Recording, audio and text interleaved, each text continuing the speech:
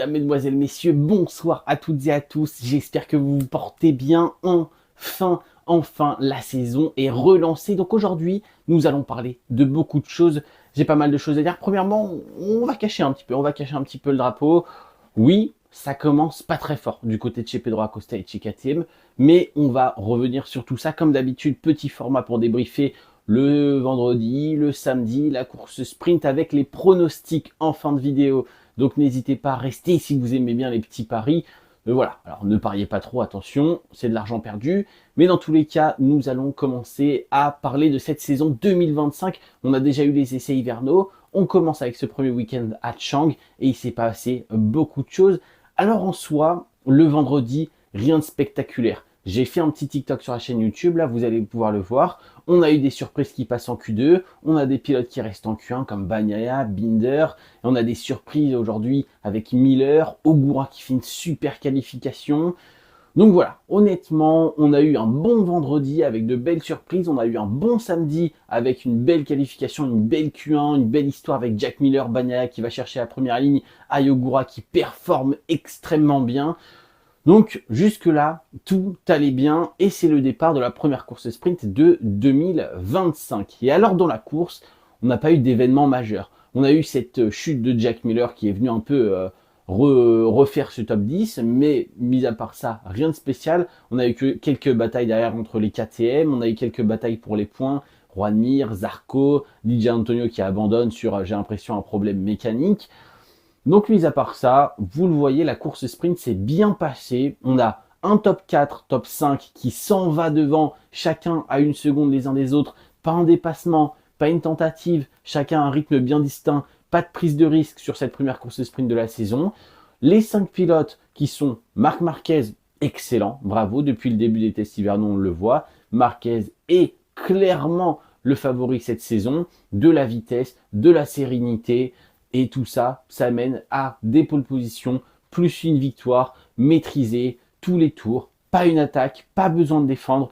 Donc honnêtement, Marc Marquez exceptionnel sur ce premier samedi, sur ce premier week-end pour l'instant de la saison. Son frère juste derrière lui, c'est la même chose, de la sérénité, de la stabilité qui mène à une très belle vitesse générale, que ce soit sur un tour ou sur une course sprint. Après, on a Francesco Bagnaia, un peu en retrait, de la difficulté dans les entrées de virage sur l'avant de sa moto. On l'a vu que ce soit pendant les tests, pendant la practice, on a vu beaucoup Francesco Bagnaia sortir de la piste, en faire un petit peu trop, avoir beaucoup de difficultés à arrêter et à inscrire la moto dans le virage.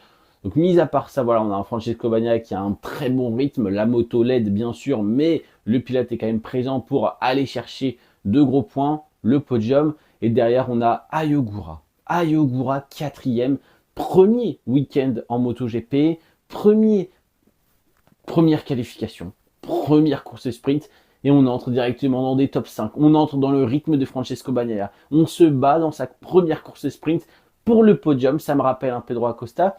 Alors oui, la fame est beaucoup moins importante car Ogura n'a pas le même parcours en catégorie inférieure. Ogura a été dans certaines positions en difficulté, notamment en Moto 3. On n'a pas eu un parcours Moto 3 exceptionnel de la part du japonais. En Moto 2, il a mis un petit peu de temps à arriver au top niveau. Il a perdu face à Fernandez. Ensuite, les blessures, une année très compliquée. Il revient champion du monde face à son coéquipier en battant Sergio Garcia, Tony Arbolino et d'autres pilotes. Et là, cette année, en MotoGP, des tests hivernaux convaincants. Il n'a pas non plus été exceptionnel. On a vu de très bonnes choses, que ce soit en tour qualif où c'était pas mal, notamment du côté de Sepang, un peu plus compliqué après. On a surtout eu du rythme. Tout le monde a été très positif quant au rythme de course en sprint ou en simulation de course principale pour Ogura. Et ça se confirme. Quelle vitesse, quelle performance. On sent là aussi de la sérénité. On sent là aussi une facilité avec la moto, même si dans les entrées de virage, on voit encore quelques fois certaines phases d'instabilité avec l'arrière qui vient jouer un petit peu et qui vient chercher l'avant sur les fins de freinage au virage 12, au virage numéro 3. Mais mis à part ça, Ogura, excellent. Bon, on a parlé d'à peu près tous les pilotes. On va maintenant parler de quelque chose que je remarque, quelque chose qui est très intéressant. Vous le remarquez très probablement aussi. La hiérarchie dans cette grille MotoGP est en train d'être chamboulée du tout au tout. C'est-à-dire à tous les niveaux, on a du changement qu'on n'attendait pas forcément. Et on va commencer derrière avec Honda. Honda qui met clairement la pression à Yamaha. Alors oui, le circuit n'est pas forcément le plus simple pour Yamaha, mais on voit Honda qui a fait un step en avant énorme. On voit Honda avec des pilotes sereins. Juan Mir, toutes les critiques sont de mieux en mieux. Il y a du positif. Johann Zarco, c'est la même chose. Et on a même un Juan Mir qui vient prendre un premier point en course sprint dès la première de la saison, alors que l'année dernière, c'était clairement quelque chose d'impensable. Là, première Q2 directement un premier point en course sprint, un top 9 pour sa première course de la saison 2025.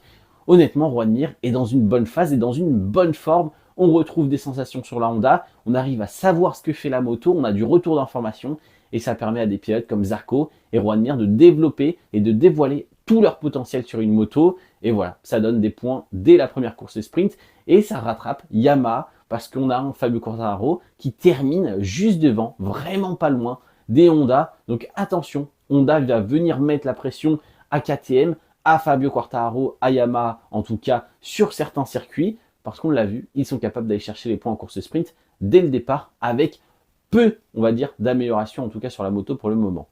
Un autre point dans cette hiérarchie des constructeurs japonais qui est chamboulé, en tout cas sur la grille, c'est Jack Miller. Jack Miller qui vient mettre la Yamaha en deuxième ligne pour sa première course de la saison, pour sa première qualification.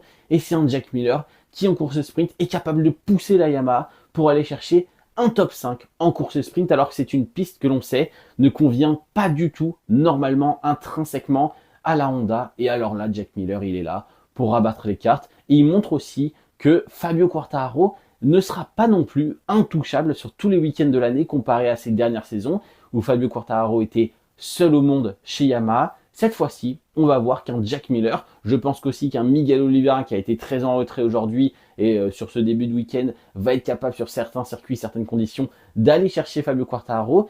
Et ça fait plaisir pour Yamaha car Fabio va pouvoir aussi aller chercher des données et lui aussi progresser parce qu'on progresse forcément plus avec des pilotes qui sont plus rapides et plus forts que nous sur certains aspects. Et là voilà, du point positif pour Yamaha, mais attention à Fabio Quartararo, attention à Alex Rins et Oliveira aussi. Parce que là, on a un Jack Miller, on a un Fabio Quartararo très rapide, capable d'aller en Q2 direct, mais aussi d'aller chercher des points en course sprint sur un circuit difficile. Ça ne s'arrête pas là, encore une fois, la hiérarchie est chamboulée. On va parler cette fois-ci de KTM et Aprilia prend clairement le dessus en ce début de saison. On parle d'un circuit où certes Aprilia est capable de performer, mais intrinsèquement parlant, comme pour la Yamaha, ce n'est pas du tout le type de circuit où la Aprilia est censée dominer la KTM. En tout cas, la KTM est une moto faite pour les reprises, faite pour les freinages, faite pour la stabilité en entrée de virage, alors que la Aprilia est plutôt faite pour entrer dans des circuits en fast and flowing avec de longues courbes, de l'appui, des prises de virage rapides, énormément de vitesse de passage en courbe. Donc voilà, c'est deux philosophies de moto différentes. Et pourtant, on a un Ayogura qui se débrouille merveilleusement bien, qui met derrière lui toutes les KTM et toutes les Aprilia et beaucoup d'autres constructeurs, hein, tous les autres finalement.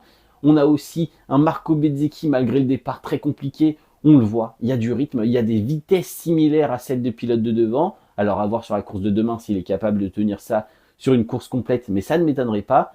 Alors que chez KTM, on a de la difficulté à aller chercher la Q2, on a un Pedro Acosta qui ne fait pas un tour chrono sensationnel, on a de la difficulté, alors que c'est une piste qui convient normalement à la KTM, mais ce n'est pas tout, on a un rythme général en course qui n'est vraiment pas terrible, et en plus de ça, demain, on va avoir l'usure des pneumatiques qui va être très très forte avec ces fortes chaleurs, la KTM qui détruit le pneu arrière sur de longs relais. Donc là, honnêtement, il va falloir voir pour KTM ce qui va se passer demain, mais je ne suis très clairement pas serein pour la suite de cette saison 2025 du côté de l'écurie autrichienne, du constructeur autrichien en général, parce qu'on l'a vu chez Tech 3, il y a de la progression, c'est très compliqué pour le moment. Et la dernière petite chose, c'est Marc Marquez, bien sûr, qui vient rétablir de la hiérarchie et se mettre à son sommet. Voilà, aujourd'hui, en tout cas sur ce premier week-end, intouchable. On reconnaît le Marc Marquez de 2018-2019. À voir ce que ça va donner. Bagnaia va pouvoir le jouer un petit peu, hein, je pense, sur certains circuits. Mais là, honnêtement, quand on voit comment il est en forme, même pas en forme, ça veut dire qu'il va être au rythme des autres pilotes. Là, il est 1 seconde, 2 secondes plus rapide que tout le monde, en dehors du top 5, j'ai envie de vous dire. Mais donc, quand il sera pas dans le rythme, il jouera quand même le podium assez facilement, je pense. Voilà pour le résumé de cette petite course sprint de ces premiers samedis en tout cas. Au niveau des pronostics pour demain, pas trop de difficultés. Je pense qu'on va directement partir sur Marc Marquez en première position. Après, c'est la deuxième place. Est-ce que Bagnaia va trouver quelque chose en ce samedi après-midi, samedi soir en Thaïlande pour aller chercher Alex Marquez? Ou est-ce que Alex Marquez va pouvoir quand même progresser et réussir à garder Francesco Bagnaia derrière lui? Ça, c'est la petite question que je me pose. Donc, soit Marquez, soit Bagnaia. Moi, honnêtement, je tenterai le Marquez, Bagnaia, Marquez. Voilà, faites ce que vous voulez. Derrière, ça serait pas étonnant qu'on aille retrouver un pilote comme Marco Bezzecchi ou Franco Morbidelli. J'ai un peu peur pour Ogura et Pedro Acosta au niveau de l'usure des pneumatiques. On va voir ce que ça va donner. J'espère que ça vous a plu. N'hésitez pas à en mettre en commentaire, c'est ça, oui. Ce que vous avez pensé de cette course sprint. Et à demain pour... non, pas à demain en fait, à un autre jour pour le BRK de la première course en Thaïlande.